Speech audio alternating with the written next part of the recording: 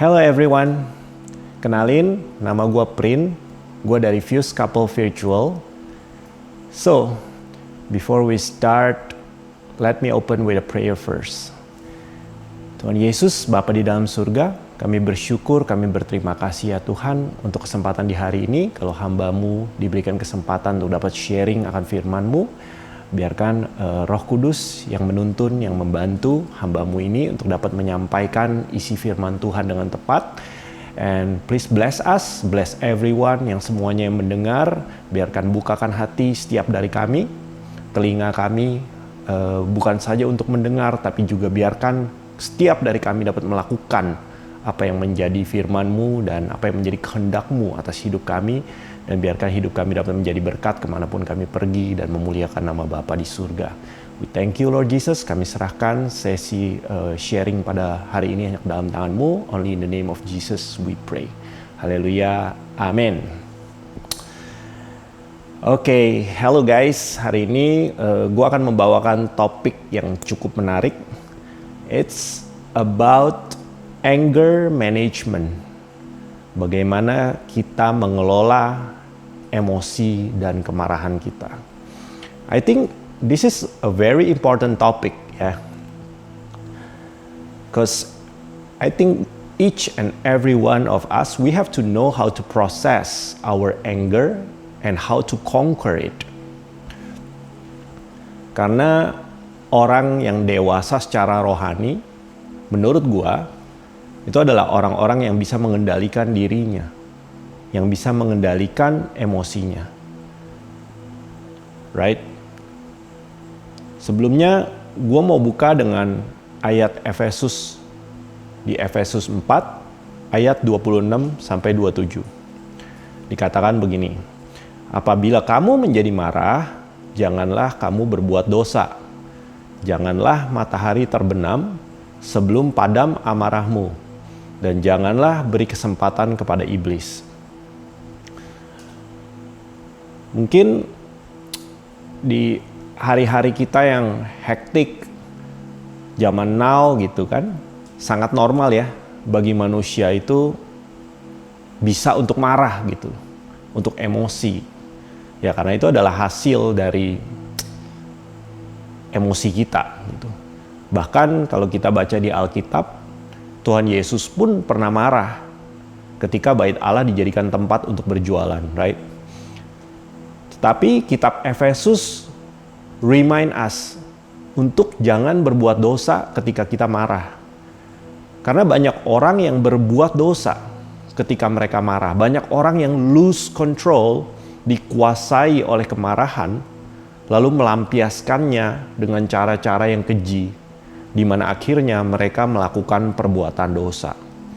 Nah, hal seperti inilah yang patut kita hindari dan patut kita waspadai. Lalu dikatakan juga di ayat ini, janganlah matahari terbenam sebelum padam amarahmu. Artinya kalau marah, kalau kita lagi marah, jangan lama-lama ya guys. Kita perlu remind ourselves untuk segera get back on track, untuk balik ke jalannya Tuhan dengan penuh kesadaran dan akal yang sehat, yang baik, agar kita bisa melakukan pekerjaan-pekerjaan yang baik dan mulia. Karena seringkali iblis memanfaatkan kesempatan ini supaya kita melakukan hal-hal keji yang kita sendiri bahkan tidak pernah duga, yang kita sendiri nggak expect. Right? Maybe you guys pernah dengar cerita tentang orang yang sedang marah, lalu dia melampiaskan kemarahannya ke orang lain. Lalu after that, dia menyesal setelah dia sadar.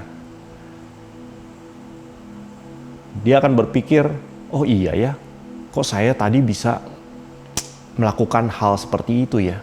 Kok saya tadi bisa berbicara seperti itu ya? Tidak seharusnya saya melakukan hal seperti itu atau berbicara seperti itu. Nah, inilah ciri-ciri orang yang sempat lose control and give their control to anger. This is very dangerous actually. Dari sini gue menangkap bahwa sebenarnya kita tuh boleh marah, tapi jangan sampai lose control. Gue ulangi ya, kita boleh marah, tapi jangan sampai lose control. Then, what can we do to control our anger? Kita buka di ayat Yakobus, yaitu di Yakobus 1, ayat 19-20. Katakan begini, "Hai saudara-saudara yang kukasihi, ingatlah hal ini. Setiap orang hendaklah cepat untuk mendengar, tetapi lambat untuk berkata-kata, dan juga lambat untuk marah. Sebab amarah manusia tidak mengerjakan kebenaran di hadapan Allah." Nah, di ayat ini dikatakan lambat untuk marah. Artinya kita harus berpikir panjang sebelum kita bereaksi di dalam kemarahan. Kalau bisa tuh kita menepi dulu.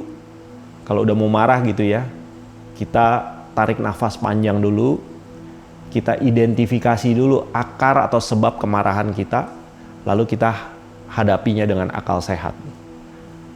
Right? Contoh, misalnya kita lagi hektik, ya kan? Lagi stres sama kerjaan. Tiba-tiba anak kita datang, merengek-rengek misalnya kan, minta diajak main. Nah, dalam kondisi seperti itu ketika kita stres dan lagi hektik, lagi banyak kerjaan, it's so easy for us untuk bereaksi langsung marah. Bisa jadi kita teriak ke mereka, kita bentak mereka kan. Padahal sebenarnya permintaan mereka itu sesuatu yang sangat simple. Misalnya cuma minta ditemenin main, ditemenin tidur gitu kan. Tapi karena reaksi kita aja yang sedang tidak mau diganggu, itu artinya kemarahan kita itu sebenarnya tidak diperlukan, it's unnecessary. Tapi hasilnya anak kita bisa jadi salah paham dan menangkap bahwa oh, my parents nggak peduli lagi nih kayak gini, nggak peduli sama gua gitu kan. While do you know that satu bentakan aja, satu teriakan aja kepada anak kecil itu sebenarnya bisa membunuh ribuan sel baik di dalam otaknya.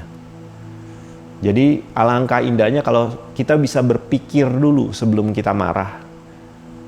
Karena bisa jadi kita marah tidak pada situasi yang tepat.